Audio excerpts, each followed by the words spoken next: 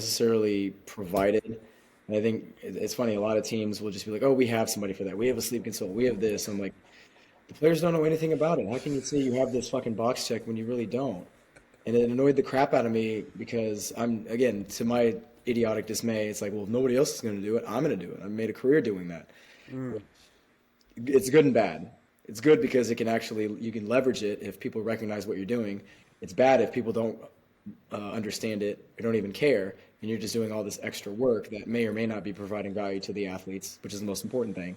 And it's not putting any more money in your bank account, and you're just busting your ass, wasting your time. So had a really great experience there. We learned a lot. We did as much as we could, and mainly the goal was to have the team physically and mentally ready to play on Sundays. So whether that was reducing games lost to injury, whether that was, again, complementing the way the coaches wanted to train in terms of practices run, just making sure that we weren't our own worst enemy. If there were things that we knew about players that we can prevent them or educate them on to help them get to that stage with being available, then that's what we wanted to do. And I think we were successful in, getting it. The big thing was reducing games lost to injury. And it's not reducing injuries, because when you're talking about football, you can't stop injuries in football. And in the NFL, you have to disclose everything. It's not like college. So if a player has to go do dental work and they don't practice, like, they're on the injury report. If a player wakes up, yawns and stretches and gets into this, massive extension and strains their sternocleidomastoid, which has happened, and obviously they can't move their neck, so yeah, you're not going to put a player out there, and it's acute. They're going to fix themselves in a couple days. You put them on the injury report, and that's where fans and other people sometimes go a little bit crazy about, why do they have so many injuries? Why is the report like that? I'm like, you look at the report on Wednesday, Thursday, and then you look at the report on Sunday and the inactives, and you tell me, is that the end all be all? So no. So again, I really, really enjoyed working with Aaron. He challenged me to get outside of my comfort zone in terms of what I had experienced and how I approach and think of things. So it wasn't like he was a direct mentor or anything. Like, that's not his job. They, like Coach McAdoo, Aaron, Ronnie Barnes, they hired me to do something because I was the person they felt was gonna take that role and fulfill it properly. And I had to do all the growth on my own. And fortunately, I had a chance to work with him, which was great. Unfortunately, we sucked. This is the crazy thing. In 2016 was Coach McAdoo's first year. They went to the playoffs. So Jerry Reese, the GM, knew that the defense was lacking. They spent $100 million fixing the defense. You get Snacks Harrison, awesome run stuffer. You get Olivier Vernon from Miami, pass rushing, outside linebacker / D end. You signed, Janoris Jenkins. The year before you had DRC. So the defense was solid. The offense was struggling a little bit. Eli played a hell of a game in their wild card game, but they lost pretty badly to the Packers. 2017 comes around. Okay, defense is still good.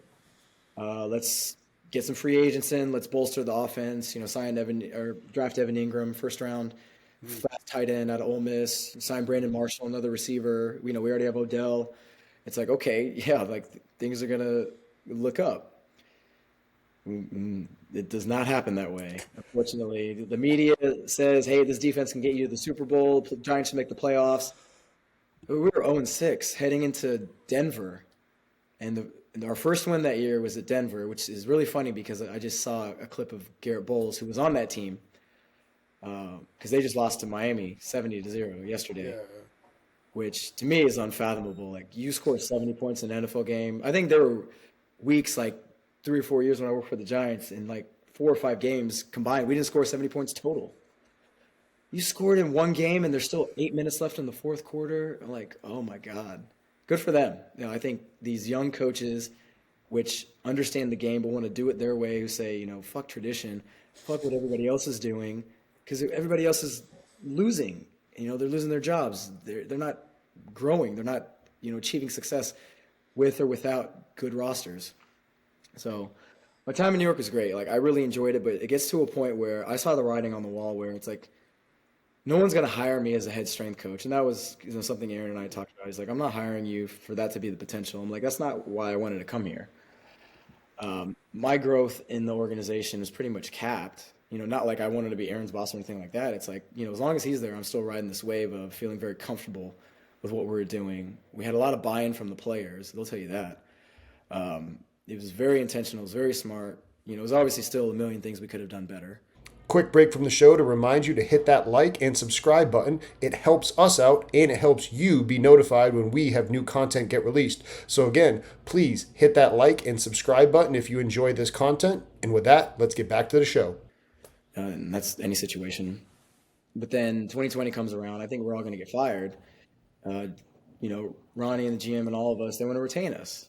So Joe Judge retains us. I'm like, okay, well, how is this going to go? Because he's already dictating to Aaron, what conditioning should look like, how preparation should be, movements in the weight room, and he's changing my job description. And then Aaron leaves for a very great role, which I was very supportive of. I'm like, you got to take care of your family, man. Who knows what's going to happen in this league? There's no loyalty in the NFL, even though we're putting that foot forward from our end.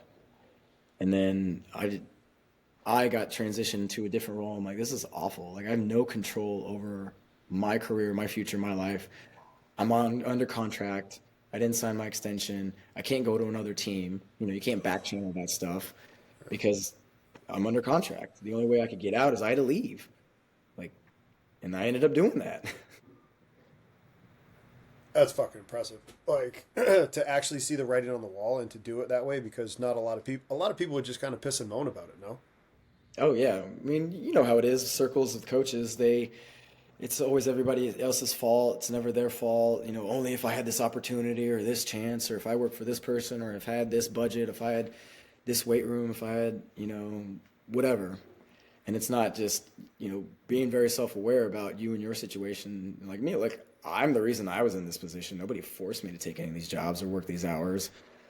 And now I'm like, is this what I want to do until I potentially get fired? Or, I'm 50, alone, no family, living in a house in Jersey or wherever by myself. So I was like, I think there might be a way I can transition out just to test the waters to see what life is like out there. I didn't really have a plan in place. So I will tell people I'm better off for making that decision, but not having a plan in place and thinking that everything would fall in line for me immediately, because it kind of did during my career, was very naive of me. Because I'm like, the hardest years of my entire life happened after I left the league, not those tough years working in the league or, working insane hours in college. Like, honestly, that shit's a breeze. But it has made me a better, it has made me a better person and a better man. So what is your piece of advice for anybody that is transitioning? Because, more and more people are kind of talking about that, because you talked about it at first, like, hey, that I'll do it mentality is something that all strength coaches have embedded in their head. How can you keep that team player aspect, but still respect certain boundaries as you're, even in team sport, but then transitioning to the private sector world or even in the tactical world? Like, that's a complete paradigm shift, isn't it? Yeah, I think so. It was a little bit of a shock to me at first, because when you transition from this big machine that has a lot of things already in place, you have budgets in place, you have access to doctors, you have, medical staff with you, you have a facility, you have the athlete management systems and the software.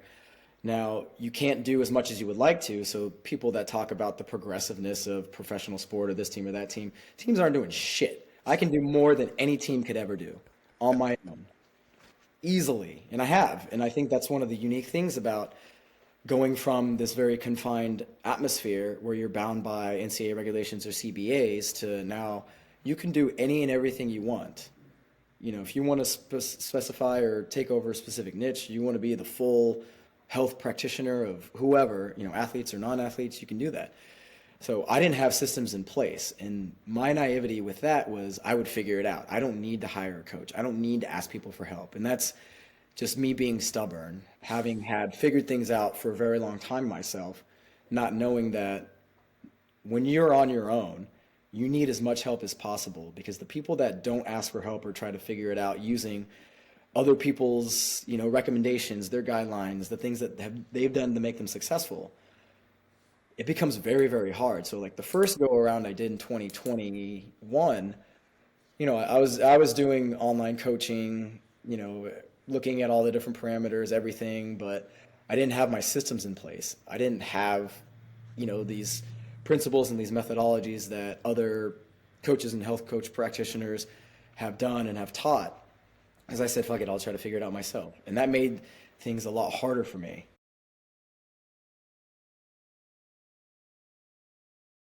Congratulations on making it to the end of the video. Why don't you celebrate by watching more videos just like it? You can also help us on our quest to placate the algorithm gods by liking, sharing, subscribing, and commenting. Thank you.